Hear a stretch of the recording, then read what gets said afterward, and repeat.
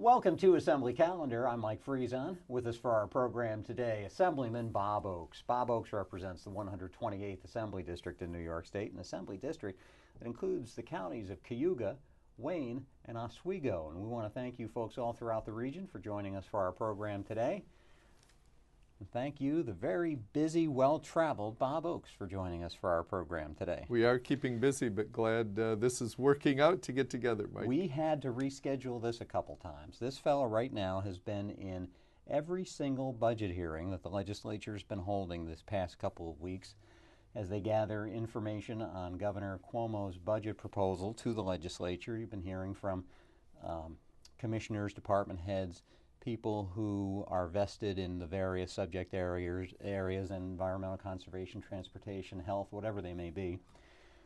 You've also been traveling the state with hearings on the redistricting lines, the redrawing of the Assembly, the Senate, and the congressional lines in New York State. You've been a part of that process too. You've been a pretty busy guy. On the road, January and February, clearly with those responsibilities, it's very unusual that would all come together, but I have enjoyed it, but it's also been a bit challenging to do, and some people have had to sit in for me as I actually leave one hearing like yesterday, hearing in Queens. I was at the budget hearing in Albany, stayed through a good portion of the day and that hearing, and then headed off to Queens for a substantial hearing there yesterday afternoon, last evening. And so a lot of running around. Today I was able to pull away from the health budget hearing to come and tape this show with you, Mike. But I think, just as you saw the promo of this show and you see the different regions of the state, obviously I've had a chance to see a lot of that. We have a very varied state, a lot of different interests. To put together a budget, $132.5 billion, a lot of different interests involved with that in different regions or have different perspectives and what the priorities should be.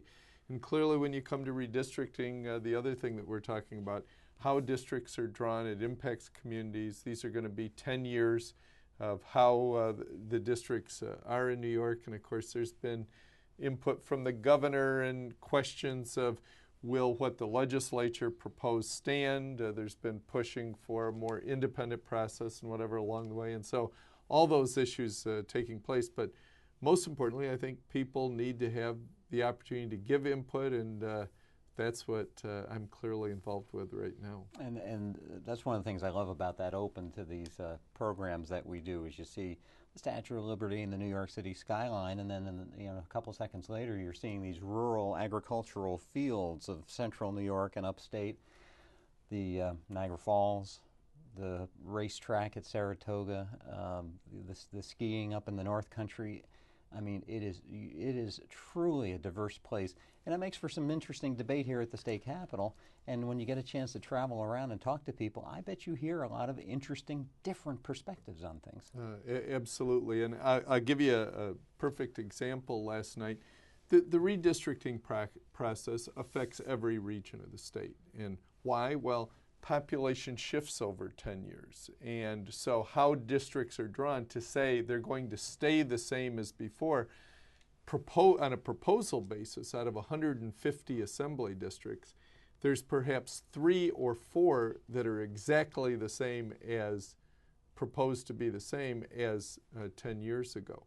And so 146 are changing substantially. And for instance, in my district, as this initial proposal would go out, mine stays pretty much the same, but I would add towns in Cayuga County, the town of Senate, Aurelius, and Montezuma. The question might be, why are you needing to add towns if the numbers would stay about the same? Well, the state's population has grown some, and so the average district has increased. There was a law changed a couple of years ago to count prisoners at their place of residence when they went into prison as opposed to at the prison facility. I have a prison facility in my district. What's that mean? That means I lost population because of that law. Was that law politically motivated? Actually, it was. It gives more benefit, I would say, to the urban area where more of the people have come from, and a lot of them have been housed in more rural areas. So that's one of the issues. Also, assembly districts, actually the party in that has the majority has more of their members coming from New York City. Surprisingly, they have drawn their districts with greater numbers in the upstate districts and fewer numbers in the downstate district. What does that mean? That means they're able to squeeze another district or two out of New York City. Again, a bit politically motivated. But what that means is my district is right now at about 126,000. It's grown to 134,000 people. We also had legitimate things like loss of population in western New York, greater gains of population down in the Hudson Valley and whatever. And I don't mean to drag on about redistricting, but it makes a difference. The other thing is I'm sitting in Queens last night, people arguing intently over saying, you're changing my boundary or splitting my community. I'm very angry about that. Well, counties upstate, many, Wayne, for instance, is all in one, but Cayuga County is split and Oswego County is split. There's Oswego's split right now, like five ways, four ways. And there's some benefits to that. Sometimes we get together as the representatives for Oswego County and talk, and it's good to have a group of more than one and minds together. How are we going to help solve this problem of the local community? But one of the interesting things, we have village and town government in our upstate counties. Interestingly, in New York City, the lowest level of government is the assembly district. City council are larger districts. They actually organize their communities some by assembly district. They have district leaders. The political structure is more based around the assembly district. And so when you change an assembly district dramatically, that's kind of like saying to the people in Ira or the people in one of my other communities, Cato perhaps, or Sterling or Butler or Wolcott, we're going to change the boundaries of your community in a certain way as it impacts so that maybe you're going to vote for a different supervisor. It really is a different perspective, and so sometimes that generates a greater amount of reaction from those people. So when I went to a hearing last night and there were 250 people, many of them very upset over certain proposed lines, you start to get the feeling it's a little different perspective depending on where you are. You were in Queens and you changed an assembly district line by moving it over one street. That can have a huge impact on the makeup as well as the population, unlike if you were to do that same thing in one of those communities that you're talking about that you now represent. Again, very, very interesting, but hopefully that whole redistricting process will be, there will be a redone proposal, the legislature will vote on it, and hopefully by the 1st of March or so we will have a very good idea of what districts are going to look like around the state. This program is an opportunity for you, Bob Oakes, to speak to the people that you represent in Cayuga, Wayne, and Oswego counties.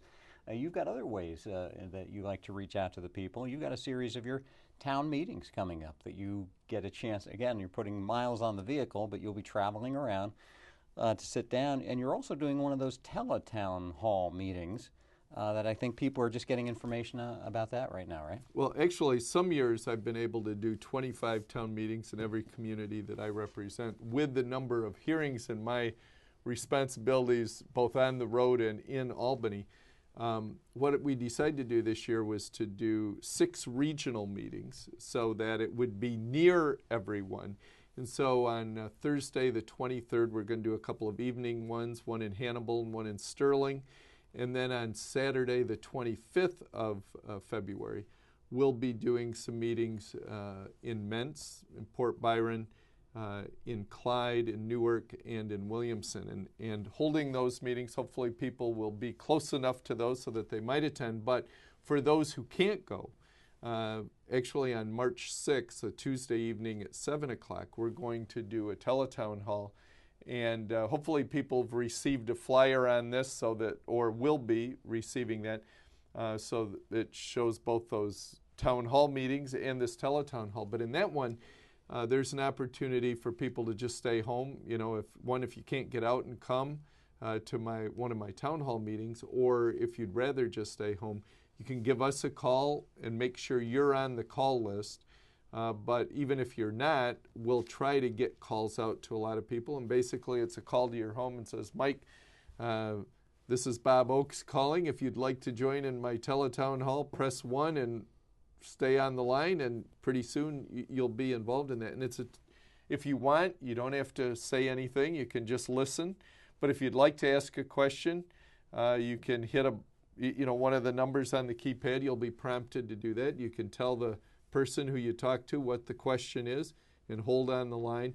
And we can't get to every question because there will be multiple ones.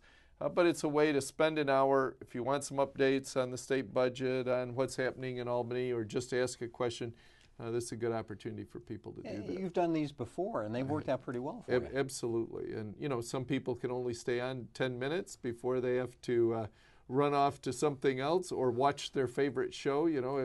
We can call during Wheel of Fortune, but if you have to watch Jeopardy, just stay with us for a half an hour. Or tape it and stay with us the whole hour. Those are the choices we have to make in life. Or maybe you got to run off and pick up the kid at a soccer practice, whatever it may be. Just a couple minutes left already, Bob Oakes. Let's get a quick update from you for the people that are watching on the budget debate going on here in Albany right now. What is being talked about, and there's a lot on the table right now, Medicaid reform, pension reform, equal distribution of school aid, a lot of things that are on the table. But for the people that you represent, what's chief among, the most important of all those in the last couple minutes we've got here today? Well, one, I think it's key that we don't add a lot of fees and taxes at this point. We're making our way out of this recession. New York State doesn't need to be saying, how are we going to grab more money from you? So that's one that I think we have to do. You mentioned pension reform. That's long-term costs to state government. How can we control that? I think we've got to deal with that and pass some pension reform that on the out years reduces costs. In the near term, you mentioned school aid too. We had major cuts last year to school aid.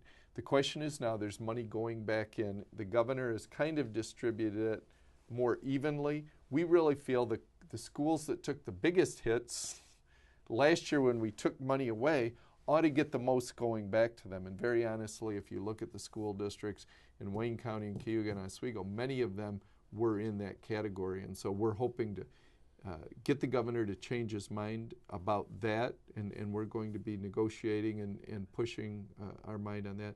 And then second, we need to make progress with mandate relief to give some breathing room to the counties and the school districts and local governments so that they don't have to turn around and tax their local property taxpayers, our constituents, you and me and our communities, to the level that they have had to. And so I think all those things we need to make progress on. I'm going to go back to the budget committee now, and we're going to be talking about Medicaid costs.